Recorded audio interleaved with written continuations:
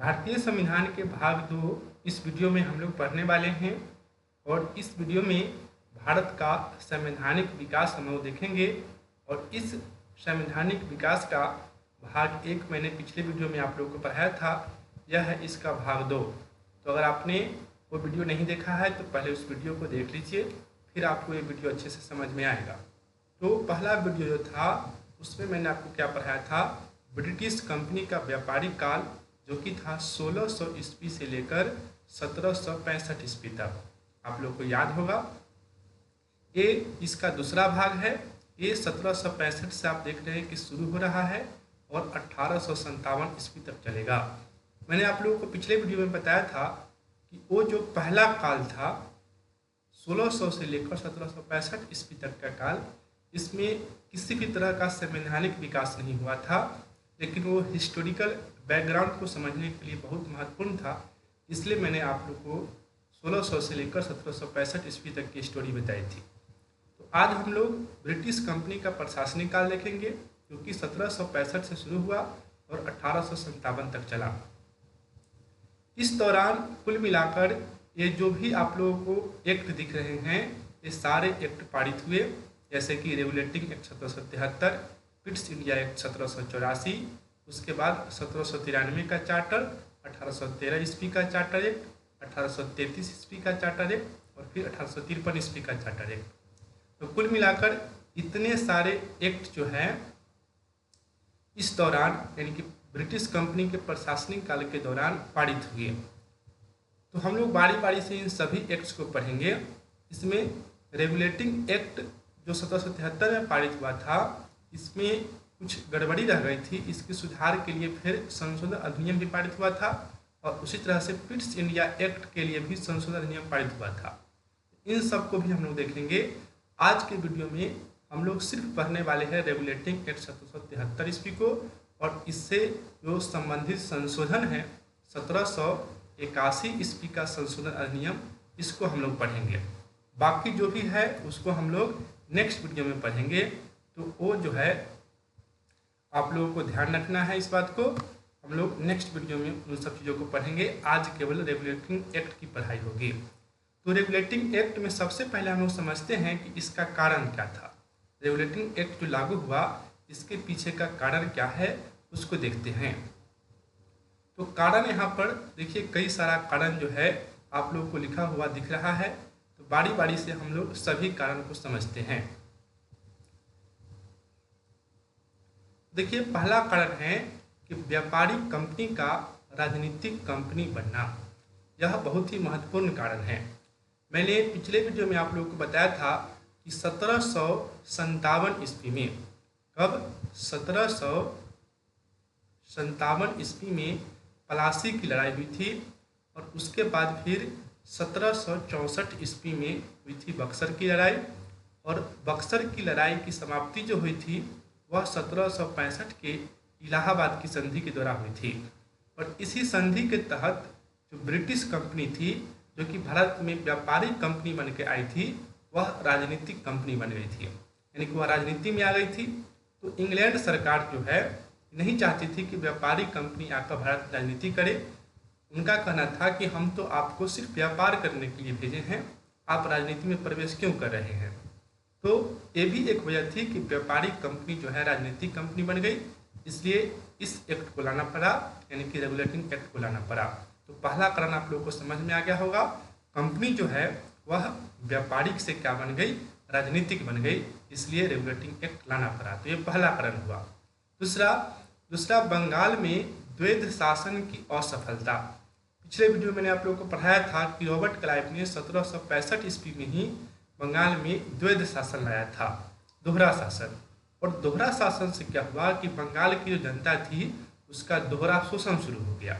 बंगाल की जो जनता थी वह बहुत परेशान रहने लगी, क्योंकि द्वैध शासन के तहत जनता से बहुत अधिक लगान वसूला जाता था।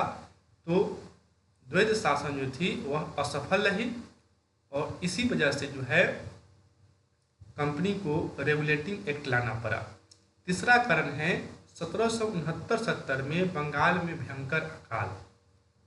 एक क्वेश्चन आपसे पूछ सकता है कि बंगाल में भयंकर अकाल कब आया था, तो आपको याद रखना है 1769 में आया था, जो कि 70 तक रहा था। 1769-70 में बंगाल में बहुत ही भयानक अकाल आया था। ये भी रेगुलेटिंग एक्ट का एक बहुत बड़ा कारण था। तो आप यहाँ पर देखिए कि द्वैध शासन और अकाल, इन दोनों की वजह से जो बंगाल की जनता थी उसमें बहुत अधिक परेशानी उसको झेलना पड़ रहा था। जनता त्राहिमाम त्राहिमाम कर रही थी, क्योंकि बहुत अधिक परेशानी की जनता आ गई थी। तो 3 कारण आप लोगों को समझ में आ गया। फिर से सुन लीजिए, व्यापारिक कंपनी बन के आई थी ब्रिटिश ईस्ट इंडिया कंपनी, और यहाँ राजनीति करने लगी, इस वजह से रेगुलेटिंग एक्ट लाया गया। दूसरा, द्वैध शासन जो रॉबर्ट क्लाइव लाया था वह असफल हो गया। तीसरा, बंगाल में 1769-70 के दौरान बहुत ही भयानक अकाल आया था, बहुत सारे लोगों की इसमें मृत्यु हुई थी। तो ये तीनों कारण आप लोगों को समझ में आ गया होगा। अब चौथा कारण देखते हैं। चौथा कारण है कि कंपनी का दिवालिया हाल और भ्रष्ट अधिकारी। ये सबसे महत्वपूर्ण कारण है रेगुलेटिंग एक्ट को लाने के लिए।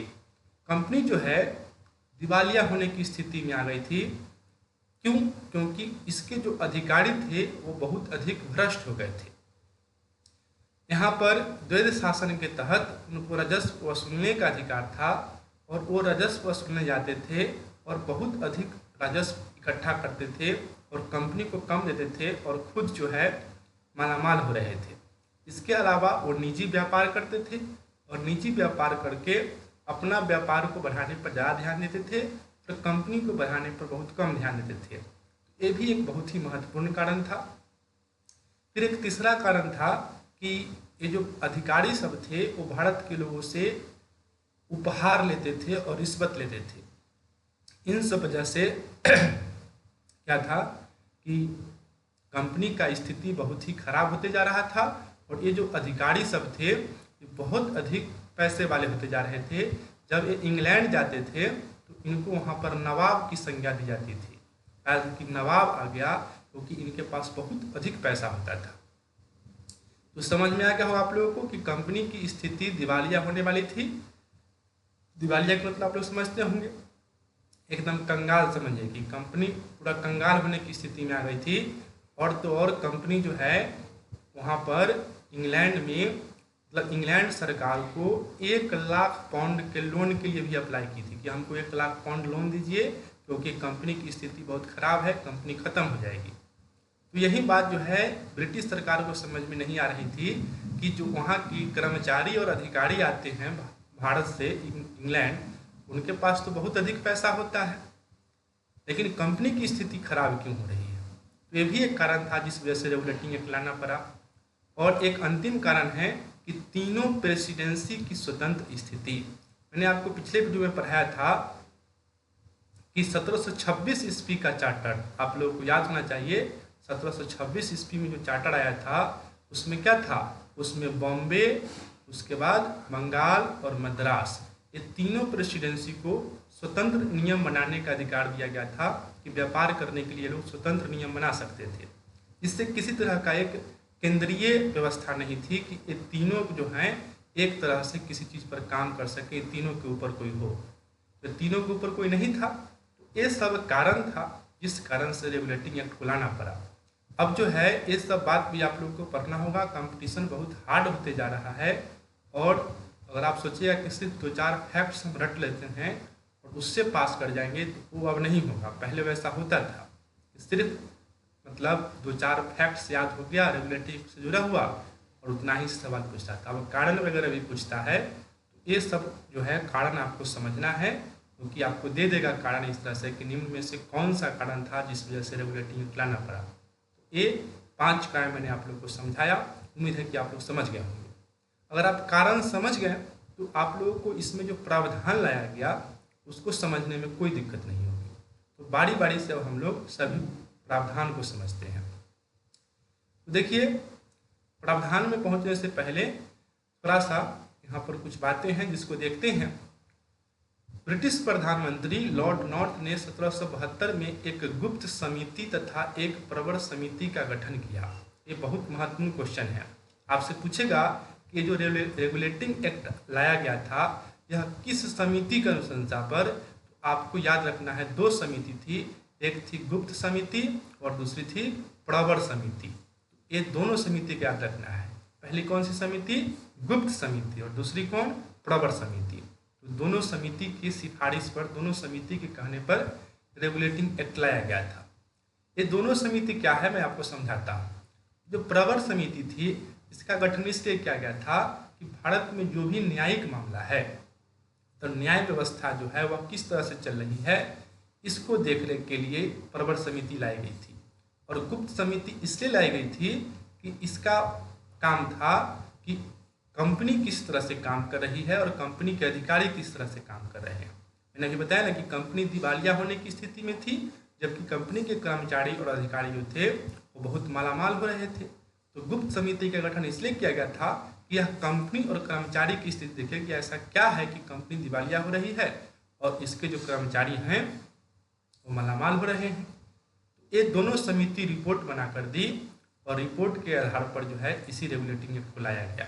ठीक है, तो आपको याद रखना है इन दोनों समिति का गठन उस समय के ब्रिटिश प्राइम मिनिस्टर थे लॉर्ड नॉर्थ, इन्होंने किया था। कब किया था? तो 1772 में।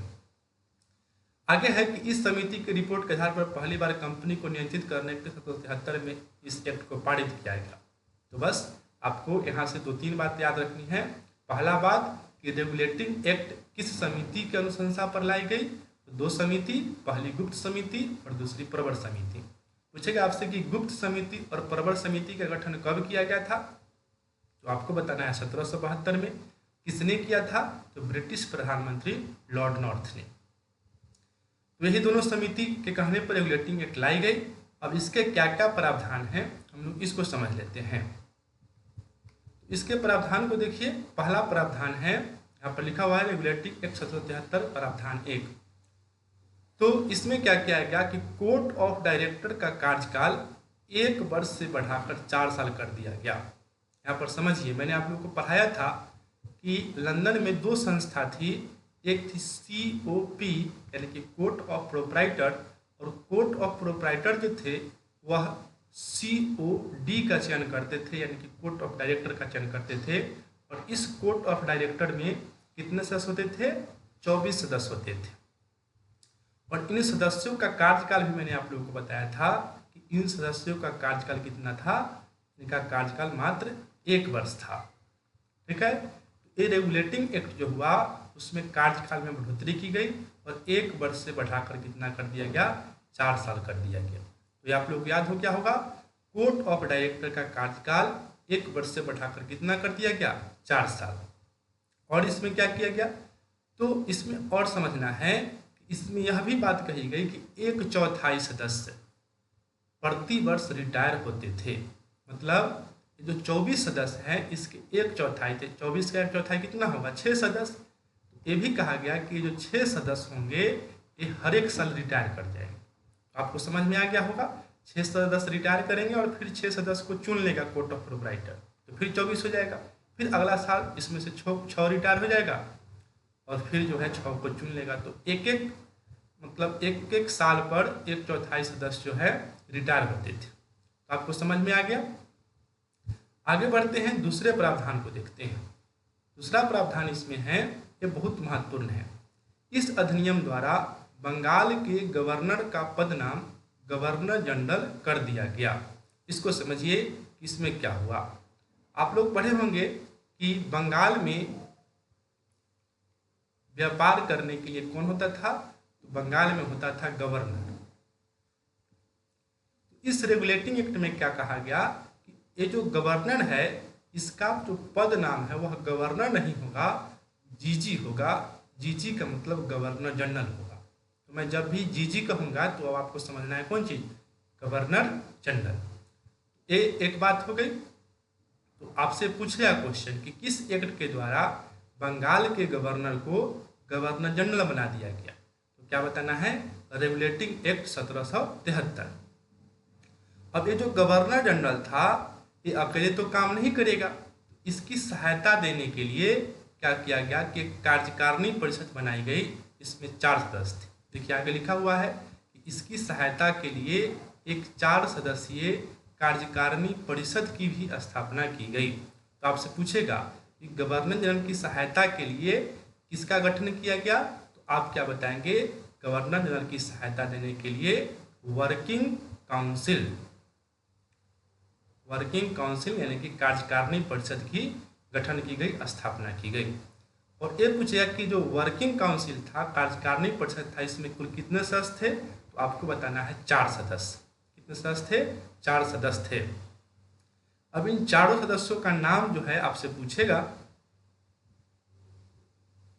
इसको जरा समझिए कि ये 4 सदस्य थे कौन कौन। तो पहले तो गवर्नर जनरल को देख लेते हैं कि बंगाल का पहला गवर्नर जनरल कौन बना। तो आपको याद रखना है, यहाँ पर देखिए लिखा हुआ है वारेन हेस्टिंग्स। वारेन हेस्टिंग्स जो है यही बने बंगाल के पहले गवर्नर जनरल। तो वारेन हेस्टिंग्स बंगाल के क्या बने? पहले गवर्नर जनरल। जो बहुत महत्वपूर्ण क्वेश्चन है। और इसी वारेन हेस्टिंग्स की सहायता देने के लिए ये जो वर्किंग काउंसिल है इसका गठन किया गया था, जिसमें कुल कितने सदस्य थे? 4 सदस्य थे। तो इन चारों का नाम भी आप लोगों को ध्यान में रखना है। इसमें एक है फिलिप फ्रांसिस। एक कौन है? Philip Francis. दूसरा कौन था? दूसरा था क्लेवरिंग।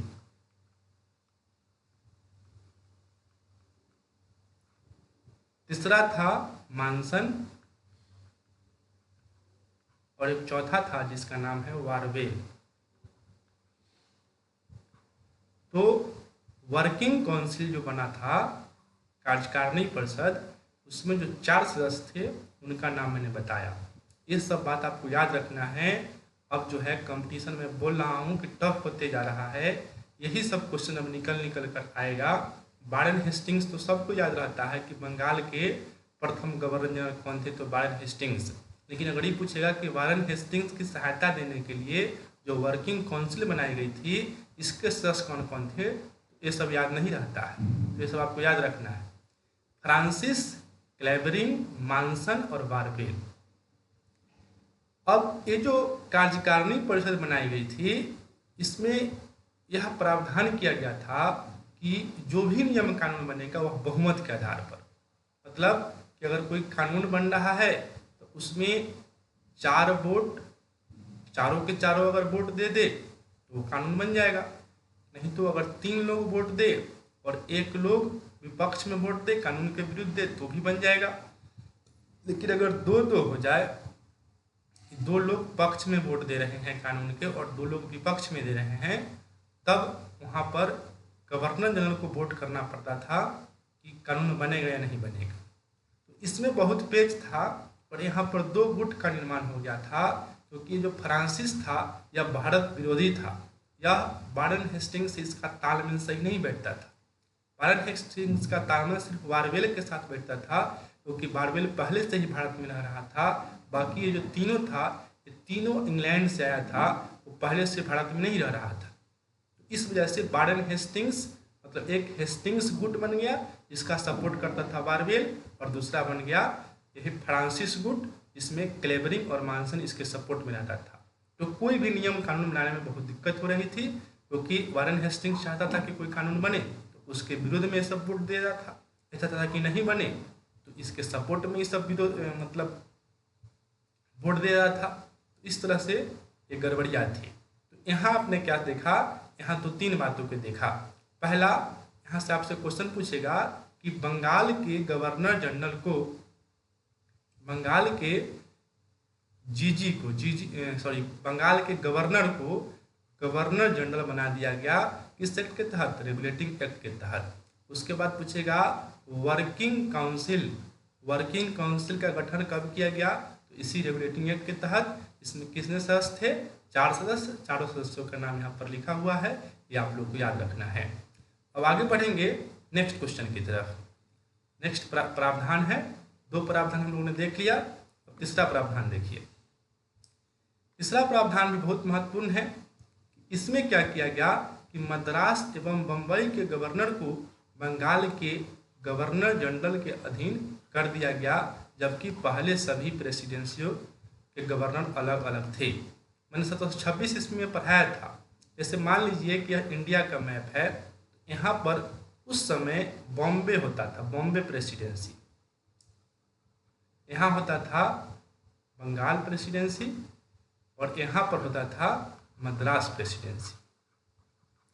तो 1726 ईस्वी का एक्ट मैंने पिछले वीडियो में आप लोगों को पढ़ाया था कि उसमें प्रावधान किया गया था कि सभी के गवर्नर, बॉम्बे के गवर्नर हो, बंगाल के गवर्नर हो या फिर मद्रास के गवर्नर हो, ये तीनों अपने अपने प्रेसिडेंसी के लिए अलग अलग स्वतंत्र रूप से कानून बना सकते थे।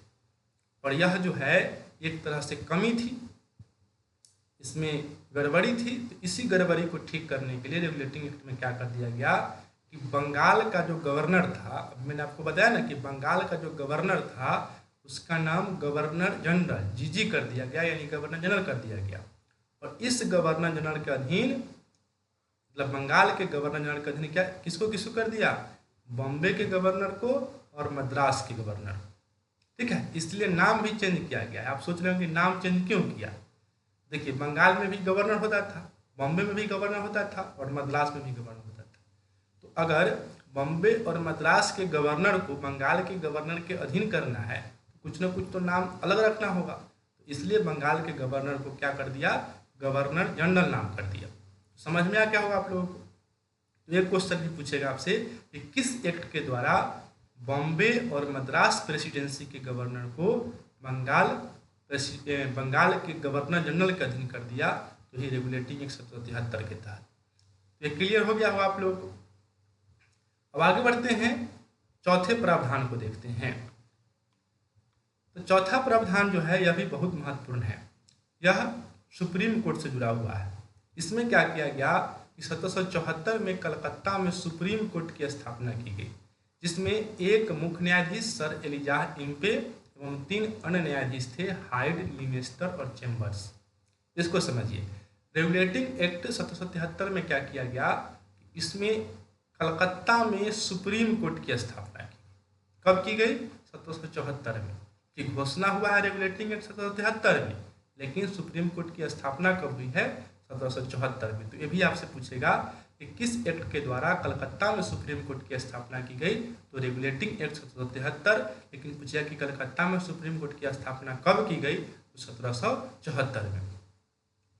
अब ये जो सुप्रीम कोर्ट बना था, सुप्रीम कोर्ट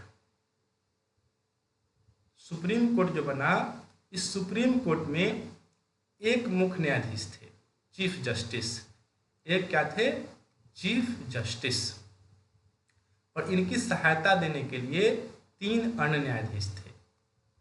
ये भी आपसे पूछेगा कि कुल कितने न्यायाधीश थे? तो 4 न्यायाधीश थे, एक चीफ जस्टिस और 3 अन्य न्यायाधीश। उनका नाम अगर पूछे कि चीफ जस्टिस कौन थे, तो यहाँ नाम साफ साफ लिखा हुआ दिख रहा होगा, एलिजाह इम्पे। कौन थे?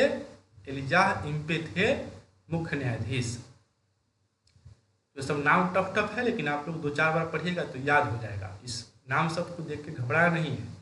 नाम शब्द देखिए, और इस सब नाम को, नाम ही तो है जनरल कंपटीशन में नाम, ईस्वी, यही 2-3 बात है जिसको आपको याद करना पड़ता है।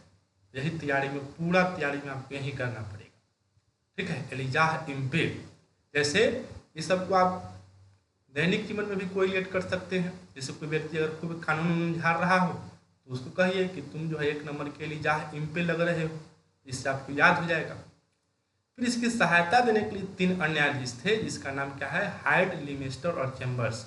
इसका नाम आप HCL से याद रख सकते हैं, HCL। तो HCL मतलब यहाँ हाइड्रोक्लोरिक नहीं है।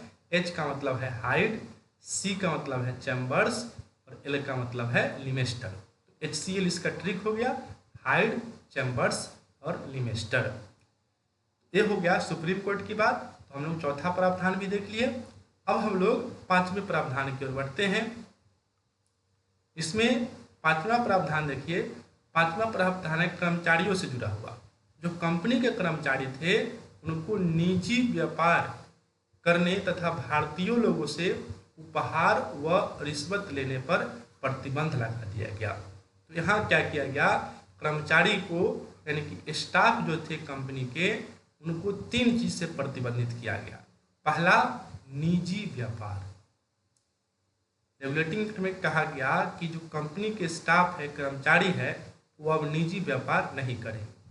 दूसरा क्या कहा गया कि भारतीय लोगों से जो उपहार आप लेते हैं, गिफ्ट लेते हैं, वो गिफ्ट भी आपको नहीं लेना है। और तीसरा, भारतीय लोगों से वो लोग रिश्वत भी लेते थे, तो रिश्वत लेने पर भी क्या किया गया, प्रतिबंध लगा दिया गया। तो इस तरह से रेगुलेटिंग एक्ट 1773 में क्या किया गया कि कंपनी के कर्मचारियों को निजी व्यापार लेने पर प्रतिबंध लगा दिया गया, भारतीय लोगों से उपहार और रिश्वत ये दोनों चीज लेने पर प्रतिबंध लगा दिया गया। तो ये 5वां प्रावधान हो गया। अब हम लोग बढ़ते हैं अगले प्रावधान की ओर। देखिए अगला प्रावधान क्या है।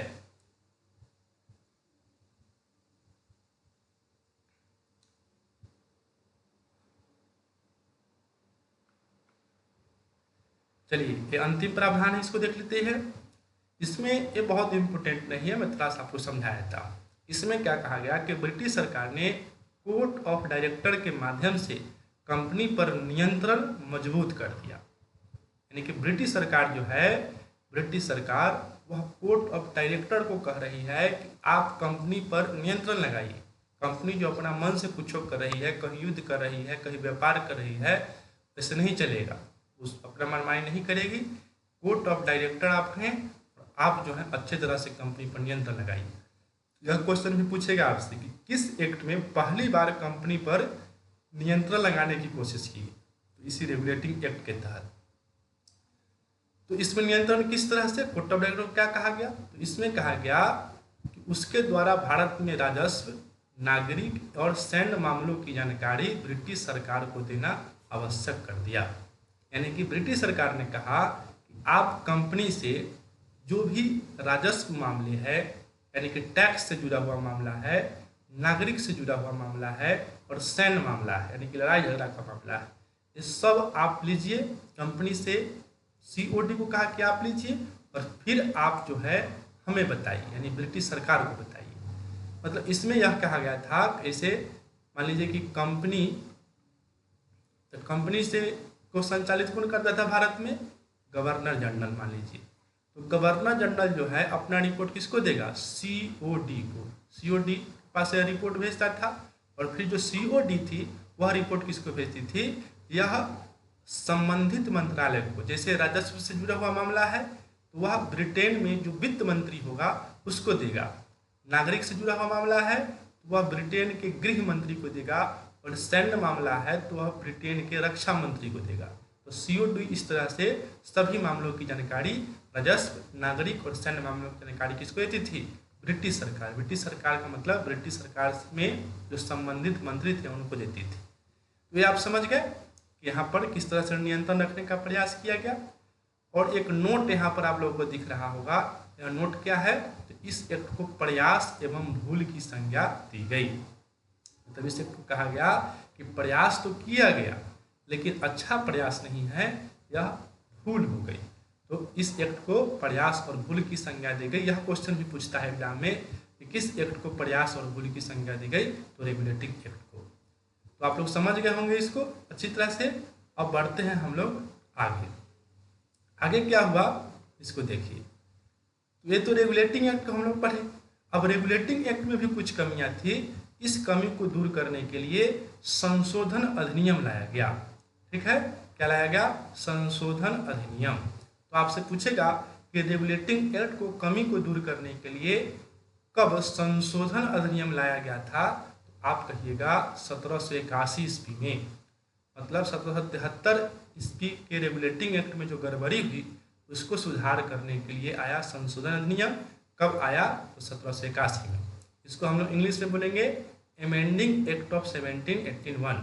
संशोधन को इंग्लिश में अमेंडिंग बोलते हैं, अधिनियम को एक्ट बोलते हैं, तो अमेंडिंग एक्ट ऑफ 1781। अब इस कानून को हम लोग क्या कहते हैं, बंदोबस्त कानून भी कहते हैं। यह भी पूछ सकता है आपसे कि किस कानून को बंदोबस्त कानून कहते हैं, तो यही जो 1781 ईस्वी का संशोधन नियम था इसी को बंदोबस्त कानून कहते हैं। अंग्रेजी में एक्ट ऑफ सेटलमेंट कहते हैं। इंग्लिश में लेकर पूछ देगा इस तरह से कि किस एक्ट को एक्ट ऑफ सेटलमेंट कहते हैं। तो एक्ट ऑफ सेटलमेंट किसको कहते हैं, 1781 ईस्वी के संशोधन अधिनियम को। यह हो गया एक्ट ऑफ सेटलमेंट। ठीक है, तो रेगुलेटिंग एक्ट की कमी को दूर करने के लिए इसको लाया गया था। कब लाया गया था? 1781 ईस्वी में। अब इसमें क्या क्या प्रावधान है, चलिए उसको हम लोग देख लेते हैं। तो पहला प्रावधान यहाँ पर देखिए, दो प्रावधान इसमें हमने जिक्र किया है। पहला है कि कंपनी के कर्मचारी को शासकीय कार्य कंपनी के कर्मचारी के शासकीय कार्य सुप्रीम कोर्ट के अधिकार क्षेत्र से बाहर कर दिया गया। यानी कि सुप्रीम कोर्ट का गठन जो 1774 ईस्वी में हुआ था, तो सुप्रीम कोर्ट चुप नहीं बैठता था। कंपनी के जो कर्मचारी काम करते थे उसमें भी यह टांग अड़ाता था। तो इस सुप्रीम कोर्ट को कहा है कि नहीं, कंपनी के कर्मचारी के काम में अब आप दखलंदाजी नहीं कीजिए। तो ये जो है कर्मचारी और सुप्रीम कोर्ट का जो है अलग अलग मतलब कर दिया गया। सुप्रीम कोर्ट का यहाँ पर आप देख रहे हैं कि शक्ति को घटा दिया गया। तो समझ में आ गया आप लोगों को कि कर्मचारी के शासकीय कार्य को क्या कर दिया गया? सुप्रीम कोर्ट के अधिकार क्षेत्र से बाहर कर दिया गया। दूसरा क्या है? दूसरा कि गवर्नर जनरल और उसकी परिषद, अभी हमने बताया ना कि 4 सदस्य की परिषद बनाई गई थी, इसके नियमों को सुप्रीम कोर्ट द्वारा पंजीकृत कराना अब आवश्यक नहीं रहा, जबकि रेगुलेटिंग एक्ट के तहत यह आवश्यक था। इसको समझिए, इसमें क्या लिखा हुआ है?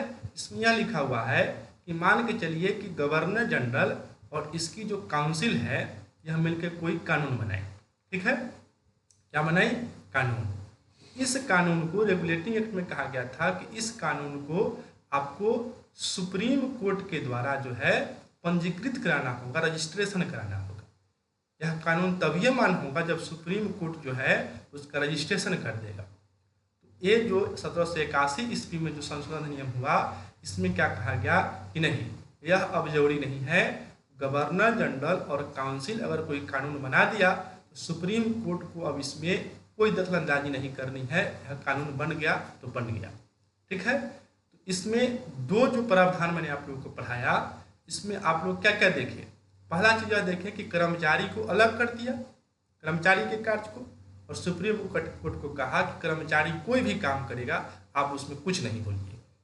दूसरा यह कहा गया कि गवर्नर जनरल उसकी परिषद जो भी बात कहेगा, जो भी कानून बनाएगा, उसको रजिस्ट्रेशन अब नहीं करना है। यानी कि सुप्रीम कोर्ट का यहाँ भी वैल्यू खत्म कर दिया गया। तो आप इसमें देख रहे हैं कि सुप्रीम कोर्ट के अधिकार को घटाया जा रहा है, जबकि गवर्नर जनरल उसका जो काउंसिल है उसके अधिकार को बढ़ाया गया और कंपनी के कर्मचारी के भी कार्य को मान्यता दी गई। इसमें सुप्रीम कोर्ट की दखलंदाजी को खत्म किया गया।